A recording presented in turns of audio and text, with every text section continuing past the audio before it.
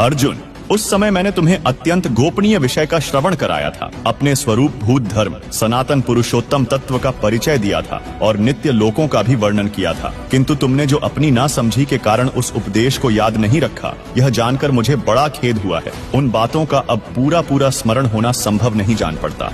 पांडुनंदन, निश्चय ही तुम बड़े श्रद्धाहीन हो, तुम्हारी बुद्धि अच्छी नहीं जान पड़ती। अब मेरे लिए उस उपदेश को ज्यों का त्यों दोहरा देना कठिन है, क्योंकि उस समय योग युक्त होकर मैंने परमात्म तत्व का वर्णन किया था। दर्शकों, इससे तो स्पष्ट हो जाता है कि श्रीमद् भगवद गीता का ज्ञान श्री कृष्ण जी को तो याद भी नहीं है, और इस्कॉन की माने तो गीता के तो वक्ता भी श्री कृष्ण जी थे। वे अर्जुन को तो धमका रहे हैं कि तूने याद क्यों नहीं रखा, तू बुद्धिहीन है। इससे सिद्ध है कि गीता के ज्ञान में श्री कृष्ण का कोई रोल ही नहीं था, बल्कि श्री कृष्ण के शरीर में प्रेतवत प्रवेश करके गीता का ज्ञान काल ब्रह्म ने दिया था।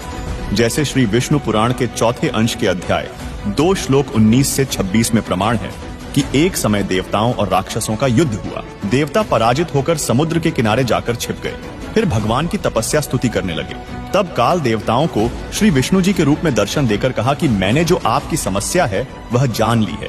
आप पुरंज राजा को युद्ध के लिए तैयार कर लो, मैं उस राजा श्रेष्ठ के शरीर में प्रविष्ट होकर राक्षसों का नाश कर दूंगा। ऐसा ही किया गया। साथ ही श्री विष्णु पुराण के चौथे अंश के अध्याय 3 श्लोक 4 से 6 में प्रमाण है कि एक समय नागवंशियों तथा गंधर्वों का युद्ध हुआ।